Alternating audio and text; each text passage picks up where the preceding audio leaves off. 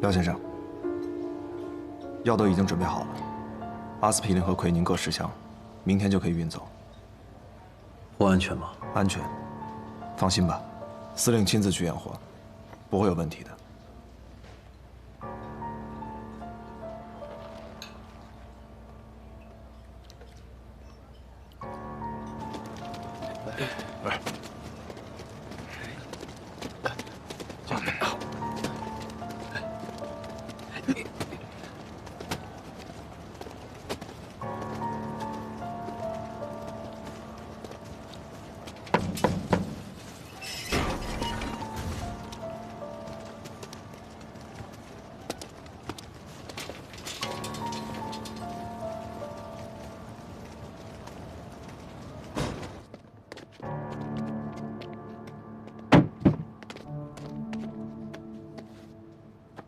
这是样品，你先验货，东西明天就到，一手交钱，一手交货。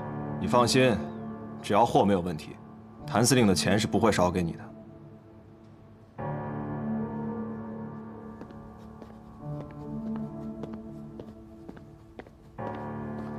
少帅，督军绝密电报。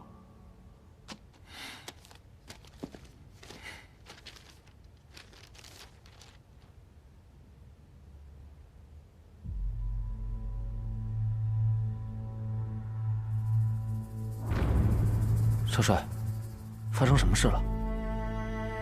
副帅说，谭玄龄通敌，不仅与革命军有往来，还帮他们买管制药品。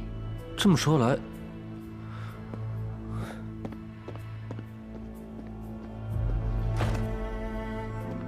来，司令部庆功宴晚上那2个革命党刺客，说不定还真跟谭司令有关系。督军一直让我们抓谭司令的把柄。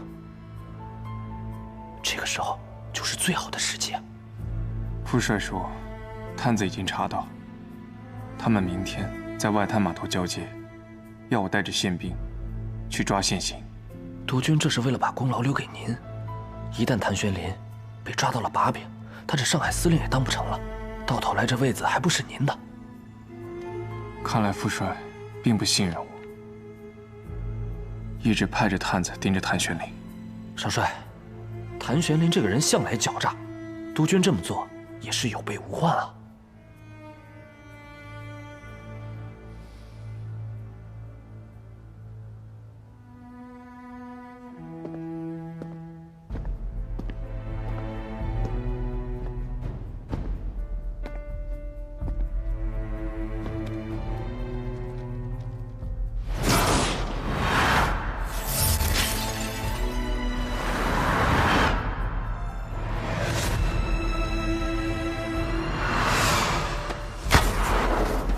幸亏我们院长及时给您做了开胸手术，止住了出血点，再加上谭司令亲自给您输血，才把您从鬼门关上拉了回来。谭司令给我输血了？对啊，输了600毫升呢。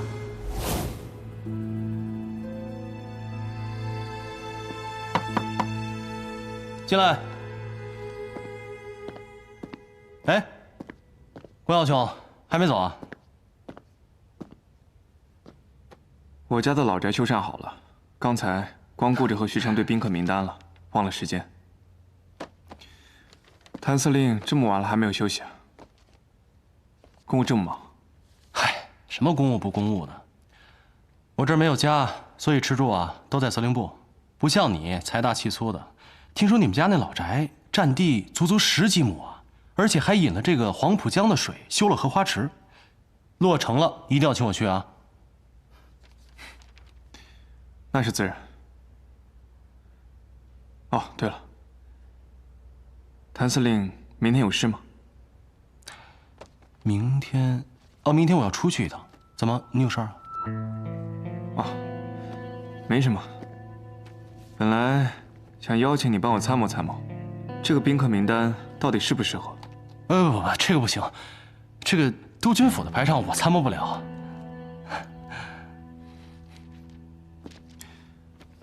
那希望老宅落成一事，谭司令可不要缺席啊！一定捧场。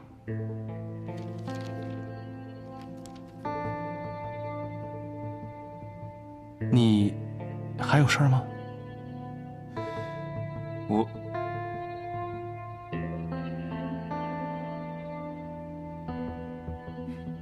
没事。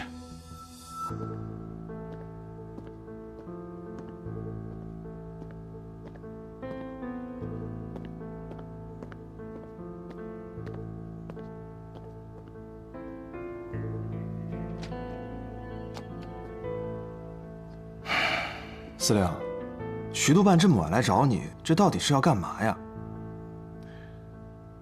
他这是心软了。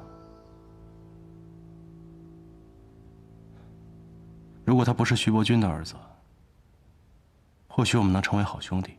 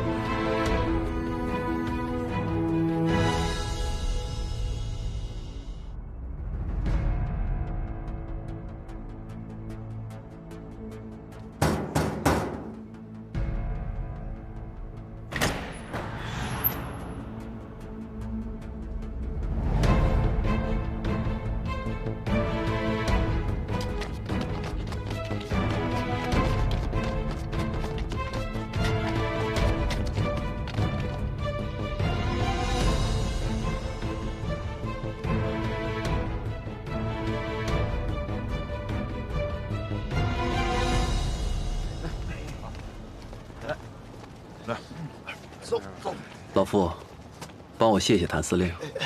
司令让我代他谢谢您，说您帮了他的大忙。慢点啊！仕途凶险，还望谭司令多多珍重，帮我转告他，无论他的身份如何变化，我永远是他的朋友。让一下，我代司令谢谢您。慢点啊！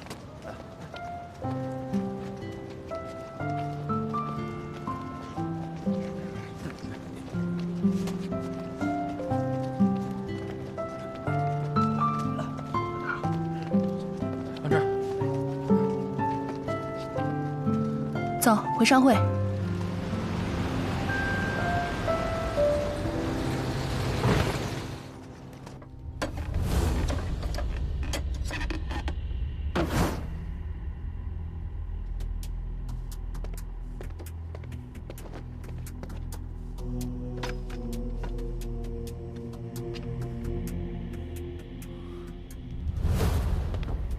少帅，不是药品，是枪。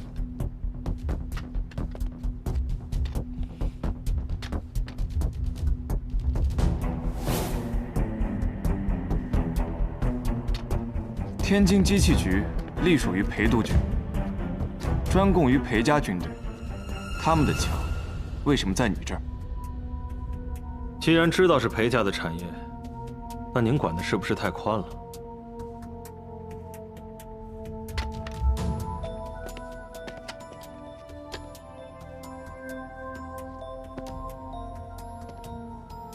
你是裴家的人，是裴督军让你们走私军火的？你们要把军火卖给谁？如果是卖给革命军，那就是通敌。少帅，钱包都搜遍了，没有任何身份证明文件，只有几张月票和沪票零钱。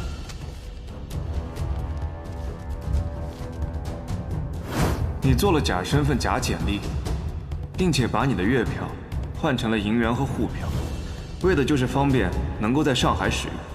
但是，你还留了一点月票的原因，是因为等事情结束之后，坐火车回广州，到时候你会需要月票零钱，坐黄包车，银元找不开，沪票也用不到。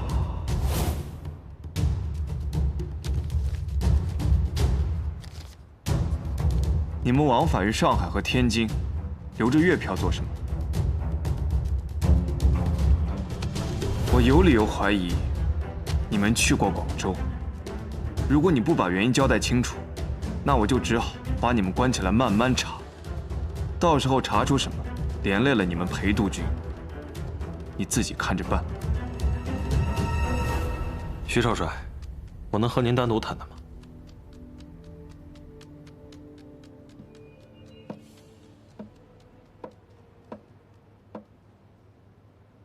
你是说，这批货是谭司令给你订的？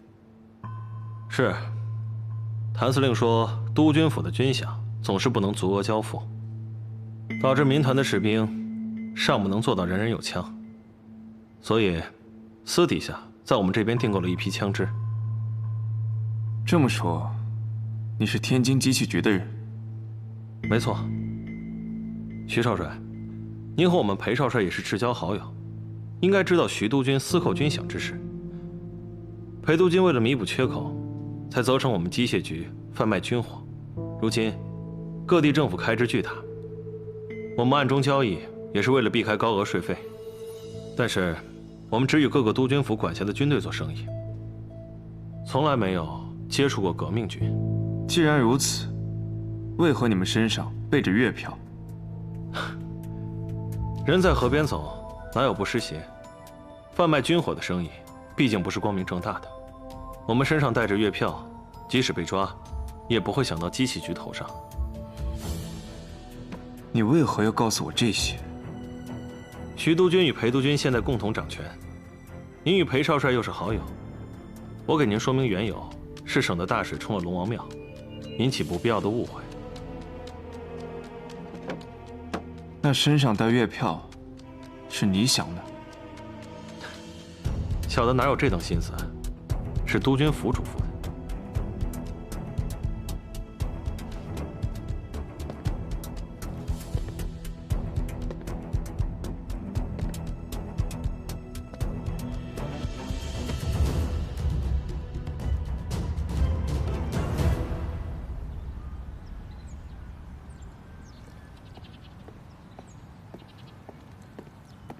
督军啊，查的怎么样了？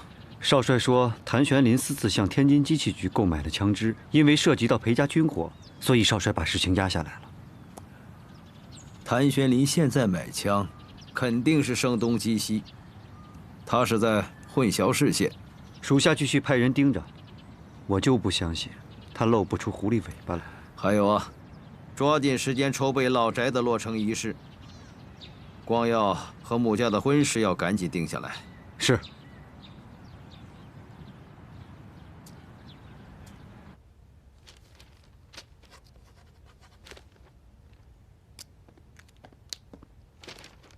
司令，这是徐督办交给你的。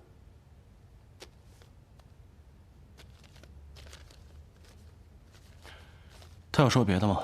什么都没说，就说请您去参加徐家老宅的落成仪式。哎，那个廖先生安全离开了吗？放心，穆小姐亲自安排的。司令，您这么故意的去买走私军火，掩护那批药品，您就不怕引火烧身啊？我就是要烧这把火。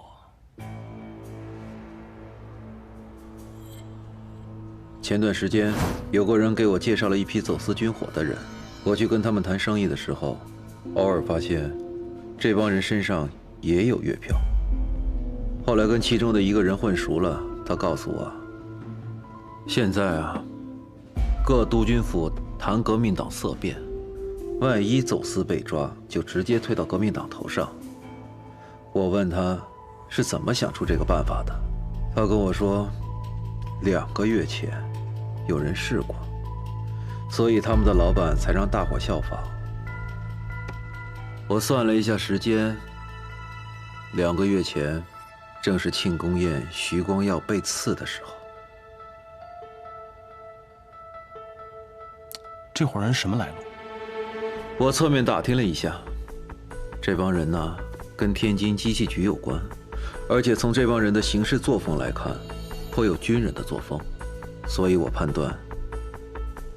这一定跟裴勋有关。裴勋，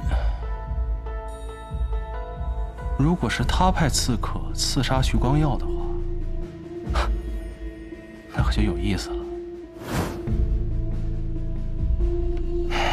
这个徐光耀啊，是个真君子，只可惜生错了时代，这世道配不上他。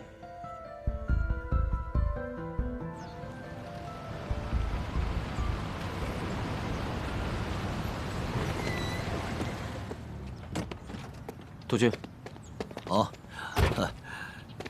你怎么站在这里啊？也不怕着凉啊？父亲舟车劳顿，儿子当然应该出来迎接。知道你孝顺啊。谭玄林是否通敌一案，你就不用再查了，我派别人去查。是儿子办事不力，请父亲责罚。哎呀，责罚倒不必了，不过这次还有更重要的事情要征求你的同意。父亲有什么事需要征求儿子的同意？我先看看啊。这几块太湖石都是从宜兴新运过来的，池塘的水也都疏浚了，引了黄浦江的活水进来，养了您最喜欢的睡莲，还有锦鲤。鱼戏莲叶间，倒也不失为一景。看起来费了不少心思啊，修得不错。父亲喜欢就好。对了，父亲，有什么事需要和儿子商量吗？来，咱们坐下再说。好啊。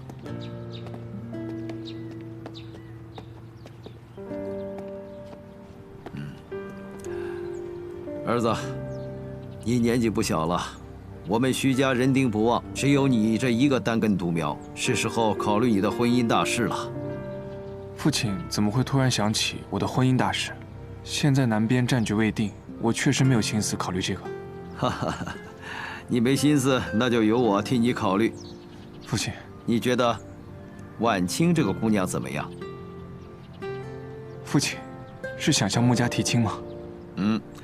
我跟穆公早有联姻之意，现在穆公将产业交给婉清，婉清一个女孩子独立支撑家业颇为不易，如果有督军辅佐靠山，对她对我们都有好处。不过，不知道你是否对她有意，所以想来问问你的想法。婉清秀外慧中，又与我是青梅竹马，我自然是喜欢。不过什么？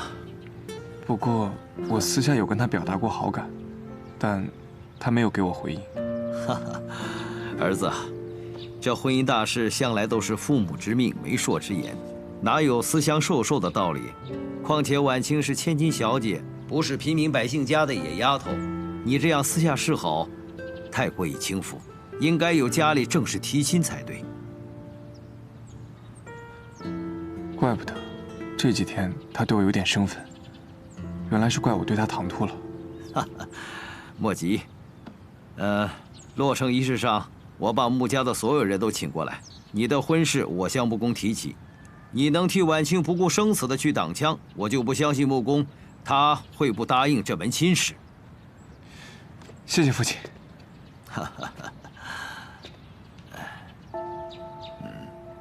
好，环境挺好的，真大啊！多谢多谢啊！好，徐督办，恭喜啊！欢迎欢迎，好，里边请。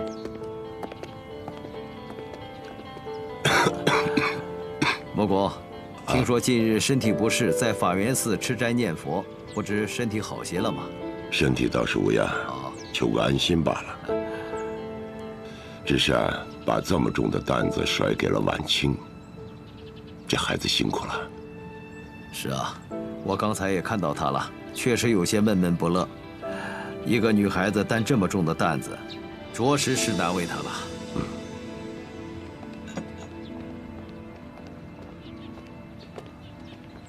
光耀兄，恭贺乔迁之喜啊！多谢谭司令。谭司令，我们光耀今天可是双喜临门呢。哦，还有什么喜事啊？说出来让我听听，我也沾沾喜气儿。那我就不瞒谭司令了，父亲要替我向穆家求亲。啊？这么突然啊？谭司令到时候记得，一定要来和我和婉清的喜酒啊！啊，好，那我先跟徐督军打个招呼。里面请。好。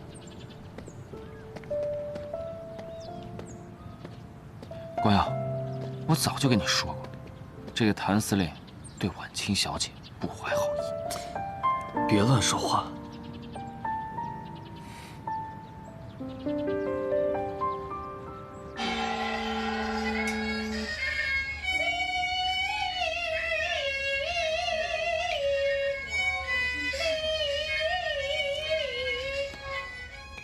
某公，早就听说你是这沪上有名的票友。哎，怎么样？一会儿和蓝老板合作一出《龙凤呈祥》如何？你听我这嗓子，今天就不在督军府丢丑了。蓝老板的《龙凤呈祥》可谓一绝，今天唱啊，也是为了讨个好的彩头。光耀今年啊虚岁25，去年在陆军总部当了1年的参谋。如今在沪上任职，也算是独当一面了。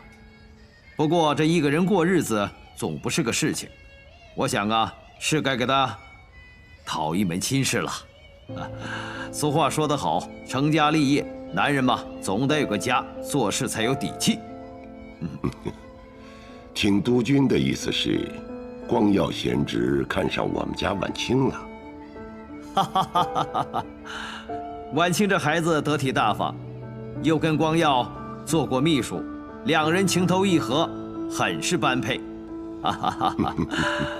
是啊，婉清和光耀从小便相识，青梅竹马。光耀呢，又是这样的人品才华，能够有光耀帮衬，我放心了。哈哈，好好好。爸，我这才刚接手穆家的生意，千头万绪的，而且纱厂还在亏损，我实在无心考虑婚事。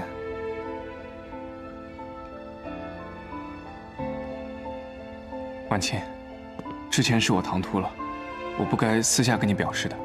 父亲已经责怪过我了，我向你赔个不是。这么说啊，婉清，光耀已经提过这件事情了。婉清啊，这么大的事情，为什么不告诉老爸？婉清啊，他人品大家都看到眼里了，私定终身与理不合。婉清啊，你拒绝光耀是对的，这小子他没规矩，不能让他轻易得手啊！徐伯伯，爸，我之前拒绝光耀哥呢，倒不是因为唐突。之前穆家舞会，我们把联姻的事情暂时搁置下来，是因为当时战事紧急，我们怕有损督军府的名誉。但是现在这南方的战事更紧了，如果重提婚事，只怕会遭人诟病啊。不，我倒不这么认为，我倒认为恰恰是缘分到了。如果当时那个事情成了，光耀就错过你这个真正的穆家小姐了。哈哈哈，这是命中注定，你们俩要成就一段姻缘。这只怕有人嚼舌根，说督军府不打理军事。怎么会呢？时局不稳，徐穆2家更应该相互帮衬。穆公啊，你看这小两口真是一对璧人。哈哈哈哈！是，督军啊，我就这么一个女儿，能够得到督军府的垂青，是我女儿莫大的荣幸啊。穆公你放心啊。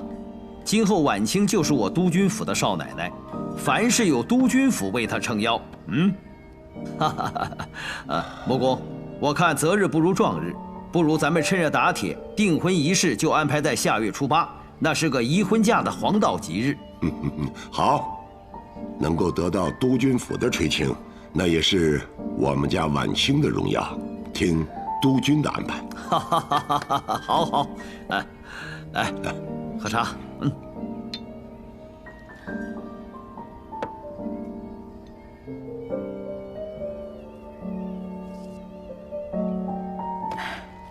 爸，我突然想起公司还有些合同要签，我就先走了。婉清，你不听完蓝老板的《龙凤呈祥》了吗？我也不懂戏，你们听，我先告辞了。婉清啊，徐督军啊，公司最近生意颇多，婉清心情不佳，多有不周，还望督军和贤侄多多谅解。哎，我倒是挺喜欢婉清这个爽利的性格啊，是个能干大事的姑娘。光耀啊，娶了这么能干的媳妇儿，你可不要被比下去啊！啊，父亲说的是，儿子自当更加努力。哈哈哈哈！好，走，听戏去。好，好，请。哎，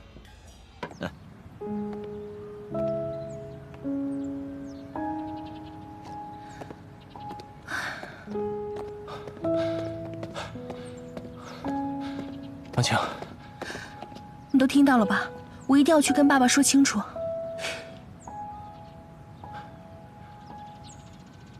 别轻举妄动，我有办法。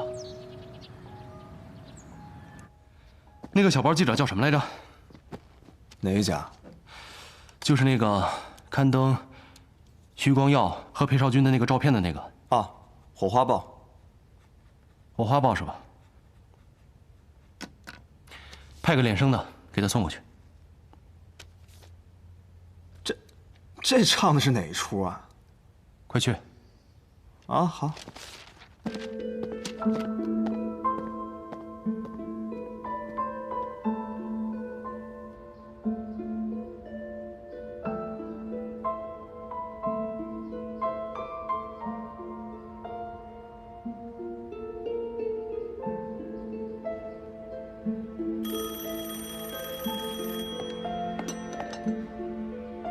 喂，明天10点，老弟房间。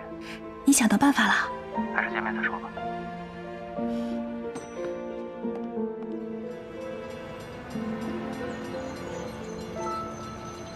宣莲，你有什么办法了？事出紧急，我觉得现在硬顶不是办法，你要不然先答应，就当是权宜之计。婚姻大事怎么可能是权宜之计啊？是你爹和徐伯钧已经定下婚期，你这个时候硬顶，你不仅委屈你自己，你还会连累我。是你自己说要陪我一辈子，一天都不会少的。你非要看着我和徐伯钧鱼死网破你才满意是吗？我是喜欢你，但是这种喜欢要拿命去赌的话，我也得掂量掂量。你混蛋！婉清，你听我说，我知道有人在盯着我们。你知道你还是那么大劲儿。我这就过瘾啊！而且演戏嘛，就得逼真。居然敢戏弄你男人，我回头再收拾你。等我消息。啊！谭玄林，你给我记着。婉清。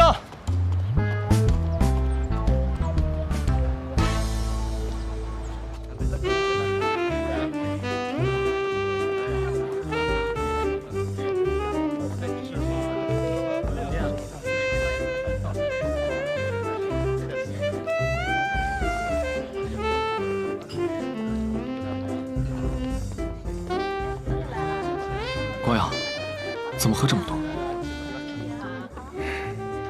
昨天晚清，戏都没听完就走了。我感觉他不是很想和我定亲。既然穆公已经答应了，想必他不会食言。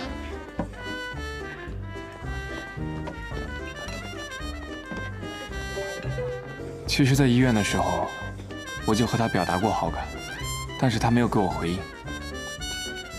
还逐渐疏远我。我猜不透他在想什么。我觉得还是找他问清楚比较好。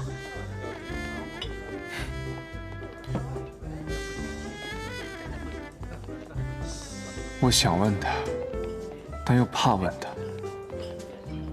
我怕他拒绝我，我怕他心里没有我。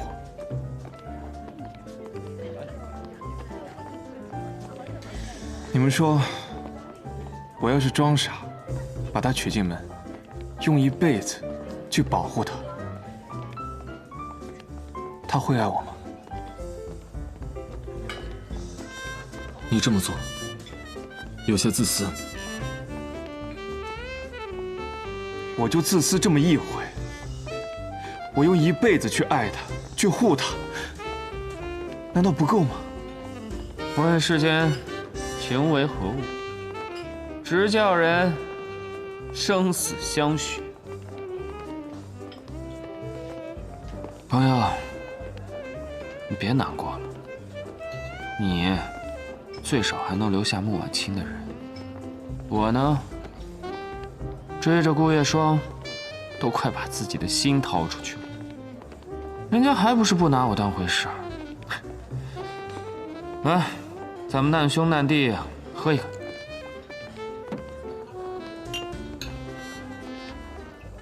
光耀，我也陪你一个。哎，老裴，你在这儿凑什么热闹？我和光耀喝酒，这叫同是天涯沦落人。你的谭桑榆上赶着往上贴，你就别凑热闹。你别开我玩笑。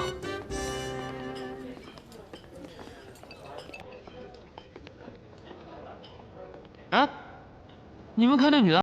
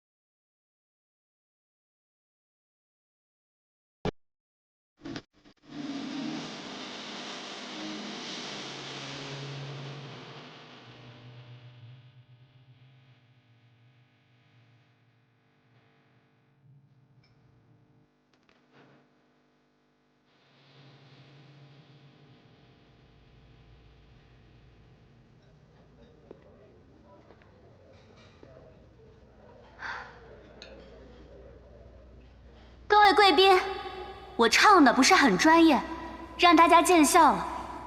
其实呢，我并不是一名专业的歌手，而只是一个名不见经传的女学生。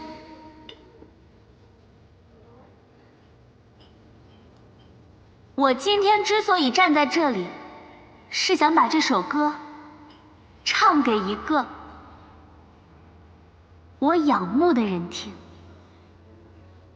我想告诉他，即使战火纷飞，干戈不断，但是只要有他在，我就觉得这个世界还是美好的。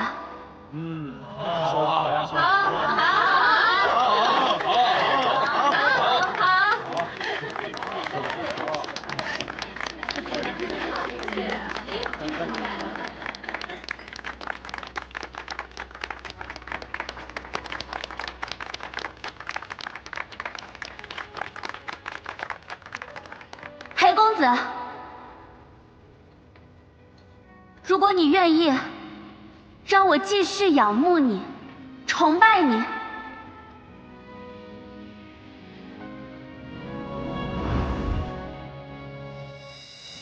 那就请你到台上来。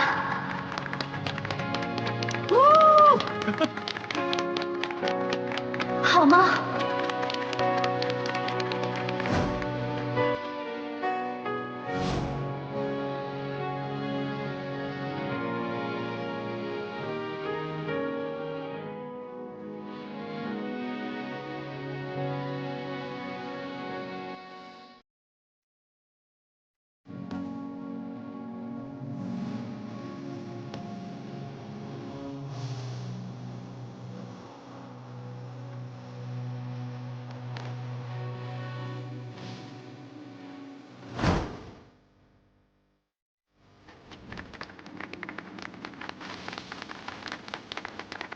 老裴，你快去呀！人姑娘都豁出去了，你等什么呢？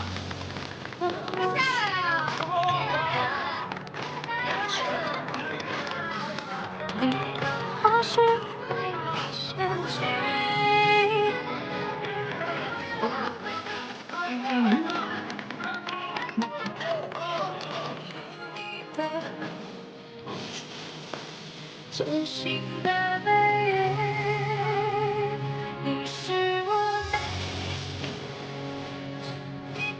的空气，是你的哪里我想着。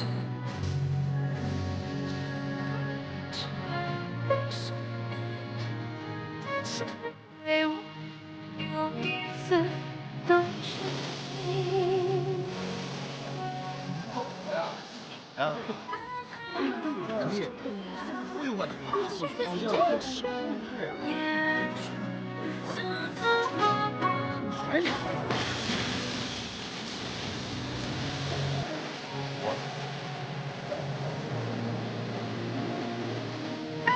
是风波，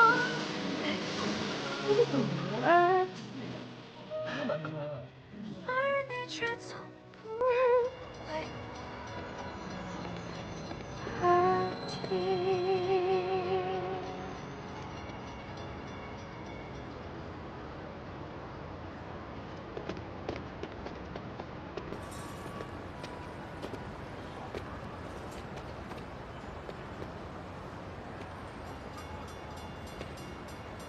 这人家姑娘对你深情表白，你就把人撂台上不管了？你这也太不厚道了！我是真的没想到他会在众目睽睽之下这样。这别的不说，谭桑榆这胆量还真叫人佩服。你说人家女孩为了你回回主动，脸都不要了，就是一石猴子也该精诚所至，金石为开了吧？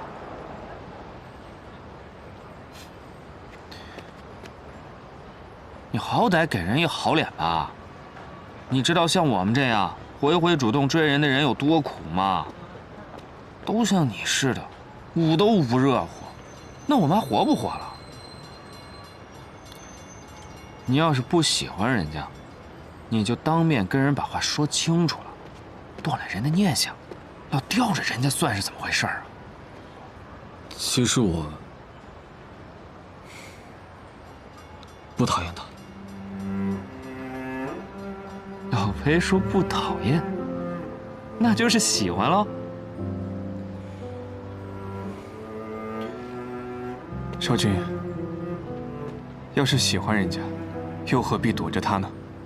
到时候真寒了他的心，等他离你远去，你就该追悔莫及了。没错，也许他远离我才是安全的。从小到大，我想做的事，我想保护的人，从来都是事与愿违。不是，那不应该啊！我记得谭桑榆之前说过，说你在北京学生游行的时候，还救过不少人，这不还救过他吗？那是他根本就不知道后来发生了什么。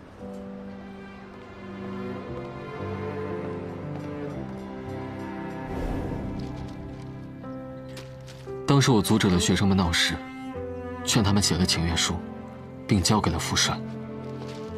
副帅却背地里将请愿书上签名的学生一个不落的抓进了监狱。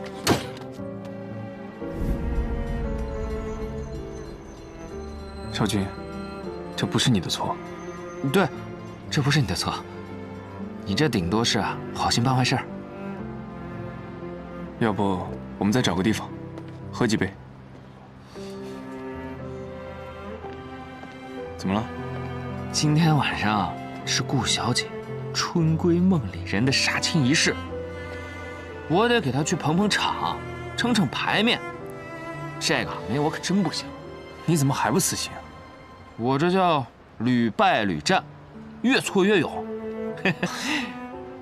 哥几个，兄弟我今晚得重色轻友一回了，回见。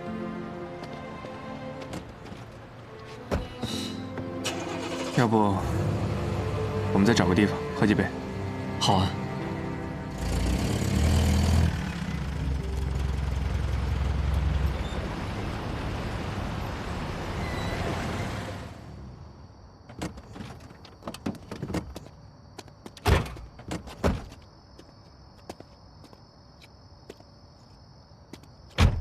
光耀，不是说好再去喝2杯吗？怎么到这儿了？能陪我去走走吗？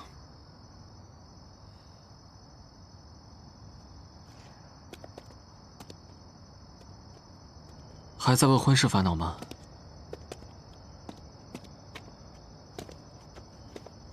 少君，